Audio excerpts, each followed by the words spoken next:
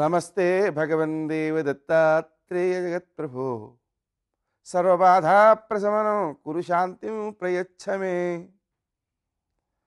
నేటి కాలమాన విశేషాలను గమనిద్దాం.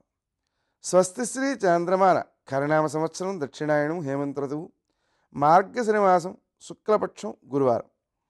సూర్యోదయం 6:33 సూర్యాస్తమయం 5:35. తిథి సప్తమి రాత్రి 2:41 వరకు. నక్షత్రం ధనిష్ట రాత్రి 9:38 వరకు. వర్జం తెల్లవారుజామున 5:24 ప్రారంభం. దుర్ముహూర్తం ఉదయం 10:14 నుంచి 10:56 వరకు. మరల మధ్యాహ్నం 2:39 నుంచి 3:23 వరకు. అమృతకాలం ఉదయం 10:40 నుంచి 12:21 వరకు. రాహుకాలం గురువారం కాబట్టి మధ్యాహ్నం 1:30 నుంచి 3 గంటల వరకు. నేటి విశేషాలు. మిత్ర సప్తమి. మిత్రుడు అనేటువంటి సూర్యునికి సంబంధించినది.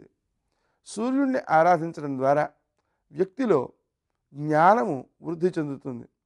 మనం సూర్యారాధనలో ప్రధాన స్థానాన్ని వహించేటువంటి గాయత్రి మంత్రానికి అర్థమేమని చెప్పుకుంటున్నాం అంటే, నా బుద్ధిని సక్రమంగా సరి అయిన మార్గంలో ప్రేరేపించు అని ఆయన్ని ప్రార్థించడం జరుగుతోంది.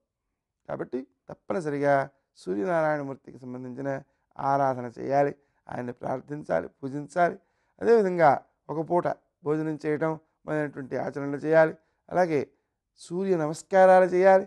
నమస్కార ప్రియ సూర్య కాబట్టి నమస్కారాలంటే ఆయనకు చాలా ఇష్టం. దీనివల్ల శారీరక మానసిక ఆరోగ్యాలను పొందుతూ సరైన నిర్ణయాలు తీసుకునే వ్యక్తిగా రూపొందుతాడు. ఇంకో విశేషం ఏమిటి ఇవాళ అంటే ప్రదోషం. అంటే సూర్యాస్తమయం అయిన తర్వాత 48 నిమిషాల లోపల మనం ఆ శివుని ఆరాధించినట్లయితే అది చాలా ఉత్తమమైన ఫలితాలను అందజేస్తుంది. సకల సంపదలకు అది కారణమవుతుంటుంది. నేటి ఆణిముత్యం.